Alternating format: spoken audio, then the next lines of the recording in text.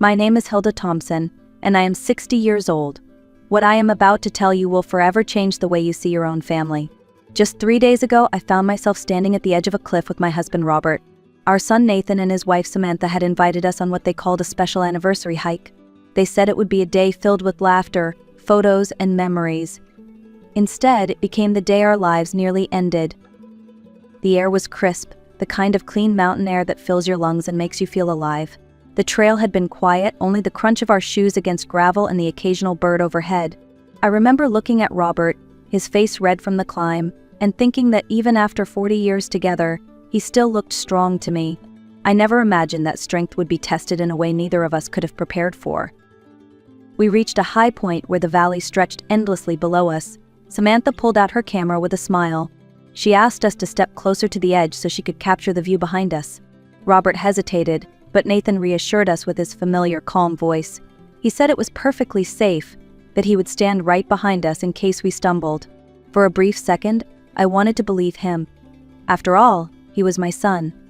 A mother does not easily let go of that trust, no matter how much doubt lingers. We moved back a step, then another. The rocks shifted slightly under my shoes. I gripped Robert's hand tighter. Samantha adjusted the camera. Her voice was sweet, but her eyes were sharp, almost urgent. Then Nathan moved. It was sudden, forceful. I felt his hands push against my back, not gentle, not steadying, but deliberate. The ground disappeared beneath me. The world turned into sky and air in a terrible rushing sound. My stomach dropped as though the earth itself had vanished. I hit the rocks hard, pain exploding through my body. My vision blurred, my breath shallow. Somewhere beside me, Robert landed with a heavy crack. I wanted to cry out, to reach for him, but then I heard his whisper, ragged and full of urgency. "Hilda, do not move. Play dead." The words cut through the pain, through the chaos. I forced myself to be still, my eyes half open, my body limp. I became nothing but silence. Above us, I could hear Samantha's voice, high and trembling, calling out about an accident. Nathan's voice followed, rehearsed and careful, already shaping a story. In that moment, the truth was clear. Our son and his wife had just tried to kill us, and this was only the beginning. Before that terrible day on the mountain, my life was not extraordinary, but it was filled with the kind of simple joys many people take for granted. Robert and I had built a life together in a modest home on the edge of a quiet town. I taught at the local elementary school where every day brought me stories of curious children and their endless questions. Robert ran a small carpentry shop behind our house. His hands, rough from years of work, could turn the plainest piece of wood into something lasting and beautiful. We had 2 sons. Daniel, our firstborn, was the light of our lives. He had a laugh that filled the house, the kind of sound that made even the darkest days seem brighter. He was quick to help his father in the shop, quick to shield me from worry, and quick to dream of a future full of possibilities. Daniel wanted to study engineering, to build bridges and create things that would last far beyond his own lifetime. Nathan, our younger son, was different. Quieter, more reserved, a boy who seemed to live in his own world. He did not laugh as easily as Daniel, nor did he share his brother's excitement for the future. Still, as a mother, I loved him with the same intensity. I told myself that children blossom in their own time, that Nathan simply needed patience and space to find his way. On Sundays, after church, the 4 of us gathered around the oak dining table that Robert had crafted with his own hands. Daniel would share stories about his studies and plans, his voice brimming with energy, while Nathan picked at his food in silence. I often wished he would speak up, share more, but I convinced myself it was only his nature. Life was simple, and in its simplicity, beautiful. In the evenings, Robert and I walked the trail near our home, talking about the future. We imagined growing old together, watching grandchildren play in the yard, and traveling to see the ocean for the first time. I thought those walks were only a way to stay healthy, but in truth they were training for the hardest walk of my life, the one that nearly ended on the cliff. Looking back now, I see that even in our happiest moments, shadows were already forming. The year Daniel turned 20 was the year everything changed. Until then, our family life had been marked by ordinary routine: school, work, church, and quiet evenings together. But I began to notice small cracks forming, moments when Daniel and Nathan whispered harshly in the hallway only to fall silent when I walked in. Their arguments were never loud enough for me to catch the words, but their tense faces told me more than they realized. When I asked Robert, he brushed it off as brotherly disagreements, the kind that would pass with time. I wanted to believe him because I needed to believe our family was still whole. One October evening, Daniel did not come home for dinner. At first, I thought he had stayed late with friends or been caught up in his studies. Hours passed. By midnight, my worry had turned into panic. Robert and some neighbors searched the town, the trails, every place Daniel might have gone. Nathan stayed in his room, claiming he was studying, though I remember the strange look in his eyes when I asked about his brother. It was a mix of fear and something colder. At dawn, the search ended with news that shattered me. Daniel's body was found at the bottom of a rocky gorge just outside town. The police said he must have stumbled in the dark and fallen. Their words washed over me like ice water. An accident, they said. A tragedy no one could have prevented. I clung to that explanation because the alternative that something darker had happened was too unbearable to imagine. Daniel's funeral was the darkest day of my life. I wore the same black dress I had worn to my mother's funeral, but this loss was heavier than any before. I sobbed until I could no longer stand, while Nathan sat silent, his expression unreadable. He did not cry, not even once. At the time, I told myself everyone grieves differently, that his quietness was his way of coping. But now, looking back, that silence chills me to my core. Robert never left my side that day, holding me up when my legs gave out, whispering words of comfort. I thought he shared my grief entirely. What I did not know was that he carried a secret heavier than my sorrow, a secret that would stay buried for 25 years. While I mourned one son, Robert silently protected the other. After Daniel's death, Nathan changed in ways that, at the time, I thought were signs of maturity. The boy who had once been so withdrawn suddenly became more attentive. He offered to help me with chores, carried groceries without being asked, and sat with Robert in the workshop as if learning the trade would bring him closer to his father. I saw it as a silver lining to our tragedy, a way for Nathan to fill the gaping void Daniel had left behind. I wanted to believe that losing his brother had awakened in him a sense of responsibility. When Nathan met Samantha, I thought my prayers had been answered. She was polite, warm, and quick to call me Mom. She helped in the kitchen during visits, laughed at Robert's corny jokes, and seemed to adore Nathan. Together, they built a small business in woodworking, following in Robert's footsteps. In time, they had 2 children, and I thought life was finally offering us a second chance at happiness. The sound of little feet running across the yard, the laughter of grandchildren, it all soothed the wound that Daniel's absence had carved into my heart. But not every mask reveals itself quickly. Looking back, I realize how carefully Nathan had constructed his. Every kind gesture, every act of attentiveness was part of a performance he had perfected. He wanted us to see a son who had grown into a devoted man, a father who worked hard, a husband who loved deeply. And for years I accepted the image he presented because it was easier than questioning it. The truth, however, was far darker. Beneath the surface, Nathan was not healed or transformed. He was calculating, hiding his guilt behind a veneer of responsibility. He had not become better after Daniel's death, he had simply become better at pretending. And though I could not see it then, the same son I believed had saved me from despair was quietly preparing to destroy me. 6 months ago, the mask Nathan had worn for decades began to slip. It started with casual suggestions, spoken over dinner or while sipping coffee in our kitchen. "Mom, Dad, you should think about getting your affairs in order," he said one evening, his tone gentle but insistent. Samantha, seated beside him, smiled sweetly and added, "We only want to make sure you're protected. It's important for families to plan ahead." At first I thought it was simply concern, but their interest quickly grew into pressure. Robert and I had worked our entire lives to build a modest nest egg. Between the house, a piece of land I had inherited from my parents, and the savings account we had carefully added to each month, we had managed to put away nearly $200,000. It wasn't a fortune, but to us it represented security, stability, and the ability to leave something behind for our grandchildren. To Nathan and Samantha, it seemed to represent opportunity. They insisted we visit a lawyer. "It'll give everyone peace of mind," Nathan said, his eyes steady on mine. He argued that we should name him and Samantha as our sole heirs. That way, he reasoned, we can make sure the grandchildren get their fair share when the time comes. Robert, ever the trusting father, nodded along. He believed Nathan was only looking out for us. But I felt something else in the way my son pressed the issue, a coldness in his insistence that unsettled me. In the weeks that followed, their visits grew more frequent, but the warmth that used to accompany them was gone. Instead of coming to share a meal or watch the children play, they came armed with suggestions about selling the house, buying life insurance policies, or granting Nathan power of attorney. "This place is too big for just the two of you," Samantha remarked one afternoon as she inspected the living room like a buyer considering a property.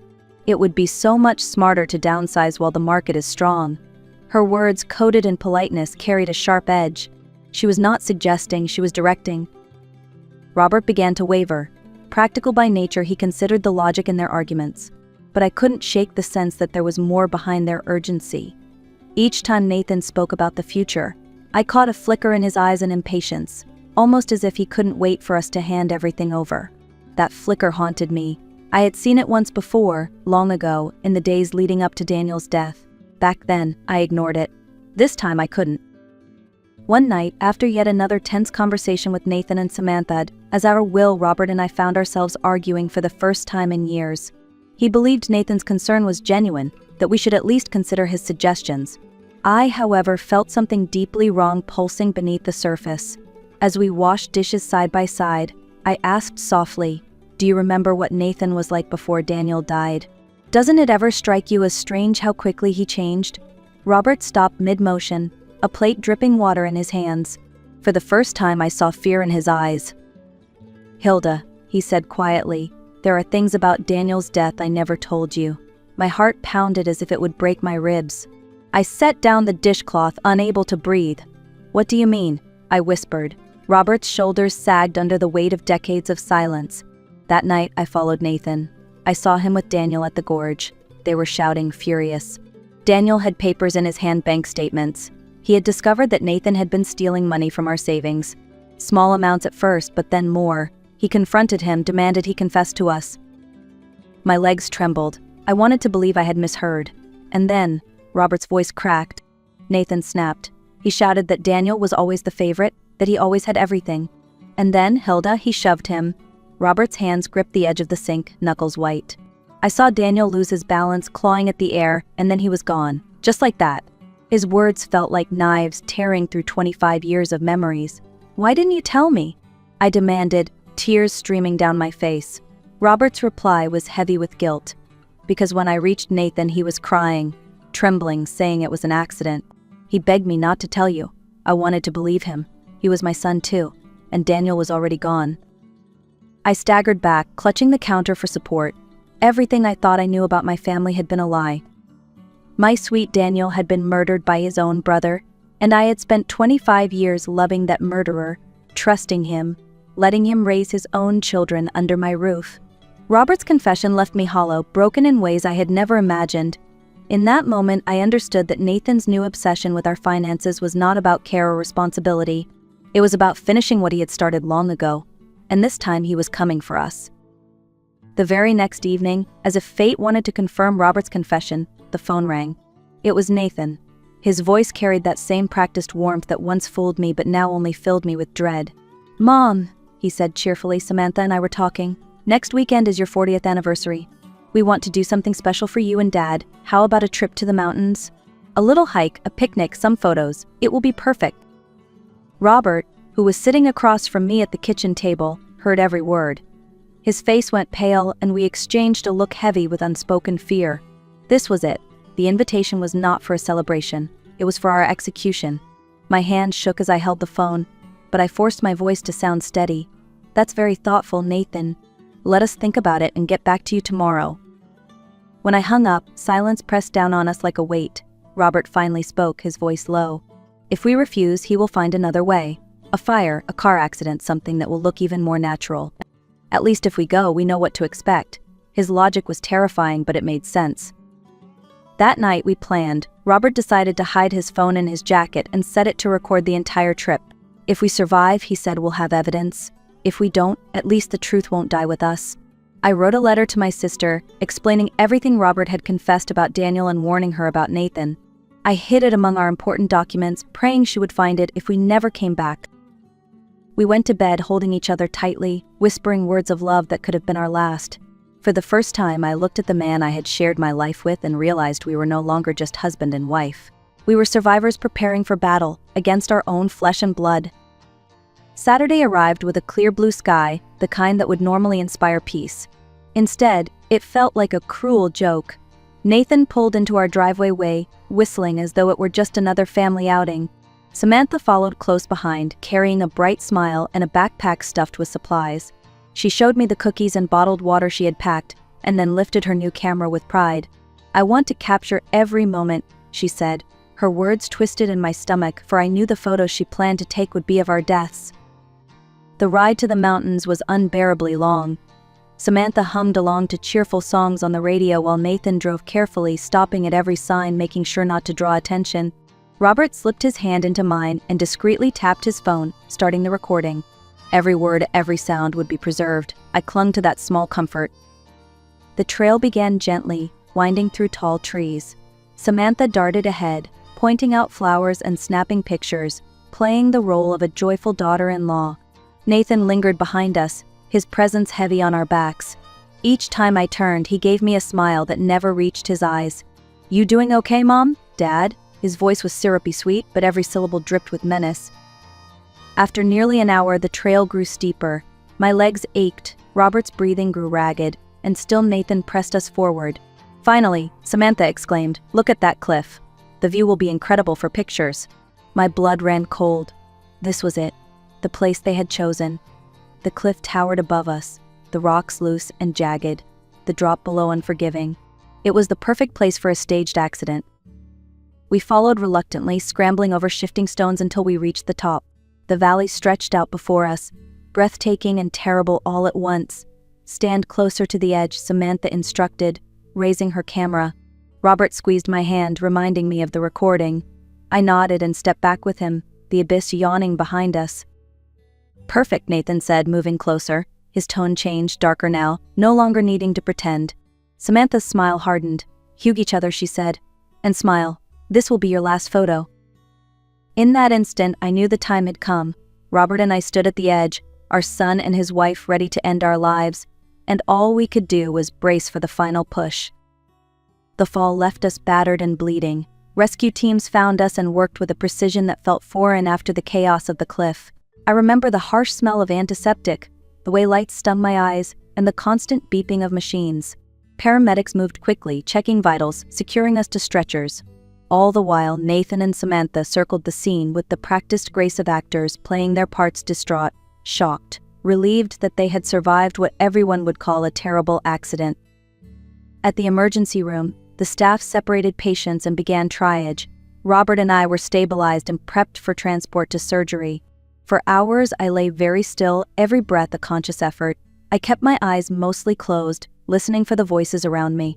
Nathan's had that same measured tone, soft, convincing, calculated.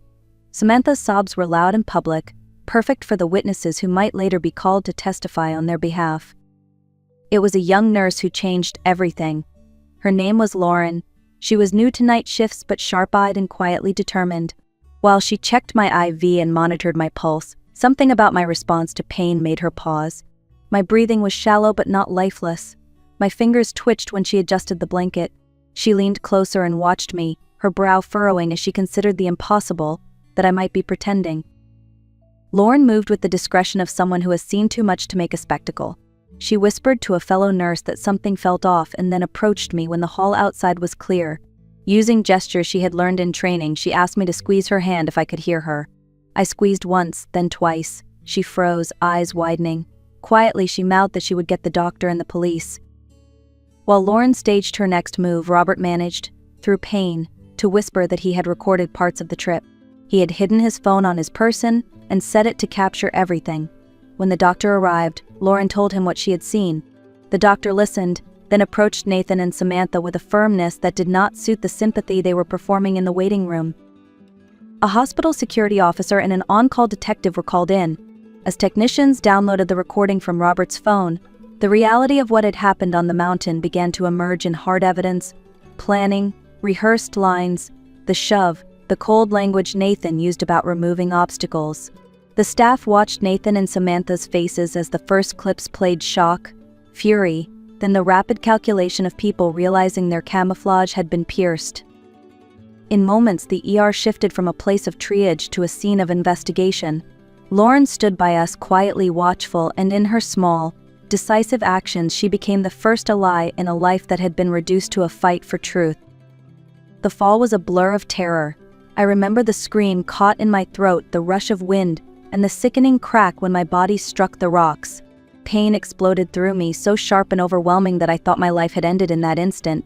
Beside me, Robert groaned, his voice faint but alive. "Hilda," he whispered, "don't move. Play dead." Those words, spoken through his agony, were our only chance. I forced my body into stillness, every muscle screaming for release. My breaths were shallow, my eyes fixed, as I listened to Nathan and Samantha crawling nearby. They had survived the fall too, though by their groans they were badly injured. "Are they dead?" Samantha asked through clenched teeth. Nathan's voice came, ragged but sure. "Yes, both of them. Eyes open, no breathing. His lie was my salvation." Their conversation drifted over the rocks, cruel and casual. They rehearsed the story they would tell, how a loose stone had caused Robert to fall, how I had tumbled after him, and how they, our brave, grieving children, had barely survived. I lay motionless, tasting blood, listening to the two people I had loved plan their escape from justice. Hours passed like years. Then faint voices echoed from above, rescue workers. Nathan shouted for help with convincing desperation. Soon ropes and flashlights appeared, and rescuers descended. They checked Robert first. "Faint pulse," one said. "Then me. I can't tell if she's breathing. Good. Let them believe I hovered between life and death. It was safer that way." At the hospital, chaos surrounded us. Doctors and nurses swarmed, rushing us into emergency rooms. I kept my eyes closed, my breath shallow. If Nathan or Samantha suspected I lived, they would finish the job. A young nurse, her badge reading eyes, leaned close as she checked my vitals. When she thought no one was watching, she whispered, "If you're in danger, give me a sign." I managed the tiniest twitch of my finger. Her eyes widened in shock. She understood. Inez returned later with 2 police officers and the chief doctor. "You're safe now," the detective whispered. "If you can hear me, open your eyes." Slowly, painfully I did. Relief washed over the room. For the first time since the cliff, I believed we might live to tell the truth. The moment I opened my eyes, everything changed. Detective Johnson leaned forward, his voice steady but urgent. "Mrs. Black, we know you've been through hell, but we need you to tell us what really happened." My voice was weak, cracked, but clear enough. "My son and his wife pushed us. They tried to kill us." The detective's expression hardened. He motioned to the nurse, who nodded, confirming she had overheard Nathan's chilling whisper about Daniel. Robert, still pale and in pain, handed over his phone from the nightstand. "It's all here," he croaked. "Their voices, their plan. Proof. The recording captured everything, their lies about taking care of us, their cruel rehearsal of the accident, and even Melissa's bitter laugh when she thought we were dead." While police technicians reviewed the files, Nathan and Samantha sat in the waiting room downstairs, still playing the role of grieving children. They cried into tissues, spoke softly about funeral arrangements, and accepted condolences from strangers. They had no idea their performance was collapsing. "The evidence is airtight," the detective said an hour later. "We're moving now." Through the hospital window, I saw plainclothes officers quietly surround the building. Moments later, the announcement came over the radio. "Nathan Black and Samantha Black, you are under arrest for the murder of Daniel Black and the attempted murder of Robert and Hilda Black." Their reaction was immediate. Samantha shrieked, insisting she was innocent, blaming Nathan. Nathan shouted back, accusing her of being the mastermind. Their carefully crafted unity shattered in seconds. Every word of their frantic blame game was recorded, strengthening the case even further. Months later, the trial began. Walking into the courtroom, I felt both terrified and resolute. Nathan avoided my eyes, his face hardened into a mask I no longer recognized as my son's. Samantha dabbed her eyes with tissues, playing the victim. But when I stood in the witness box, I told the jury everything about Daniel's death, about the thefts, about the cliff. At the end of my testimony, I turned to Nathan.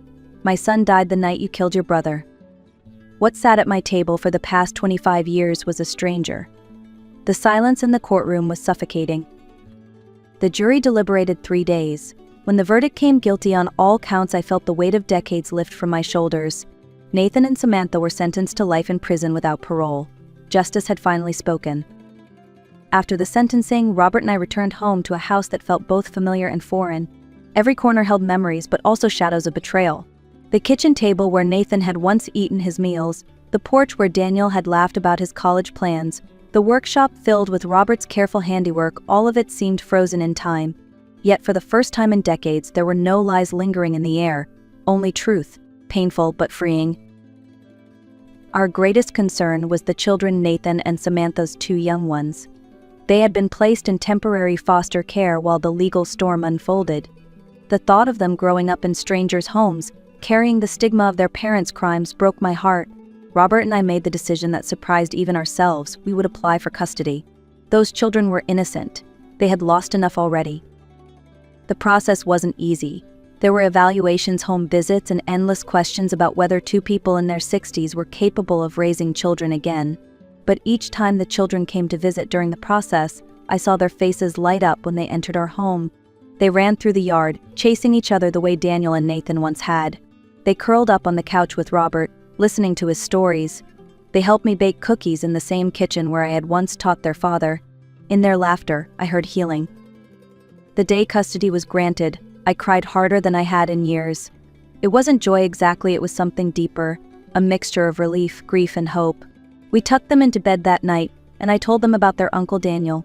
I told them he was kind, honest, and brave. I wanted his memory to be the one that shaped their future, not the choices of their parents.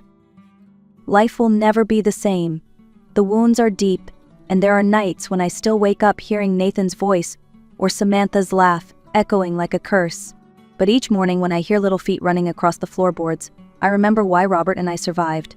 We are here to give those children the life they deserve, a life built on love, honesty, and the lessons bought at such a terrible cost. Looking back, I sometimes wonder how I managed to survive it all: the lies, the betrayal, the cliff, and the truth about Daniel. For years, I believed we had built a perfect family, but perfection was only a mask hiding rot beneath the surface. When the mask finally broke, the truth almost destroyed us. Yet, from the ruins of that nightmare, something unexpected grew. Robert and I may carry scars, but we also carry purpose. We are raising two children who deserve to know that love is not manipulation, that family is not about control or greed, and that the truth, though painful, is always worth facing. The hardest lesson I've learned is this: sometimes the greatest danger comes not from strangers, but from those we trust most. And while it's heartbreaking, there is power in choosing to face the truth, even when it shatters everything you thought you knew. If you are listening to my story today, I hope you take this with you. Never ignore the small doubts in your heart. Pay attention to the shadows, to the things that do not feel right. And most of all, protect yourself and those you love with honesty, no matter how hard it may be. Robert and I have begun a new chapter, not free from pain, but full of hope. Each night, when I tuck my grandchildren into bed, I remember that the fight for truth and survival was not in vain. It gave them a chance at life, and that makes every scar worth it. If this story touched you, please like this video, share it with someone who might need to hear it, and let me know in the comments where you're listening from. Your support means more than you know. Together we can remind the world that even in betrayal, resilience and love can still prevail.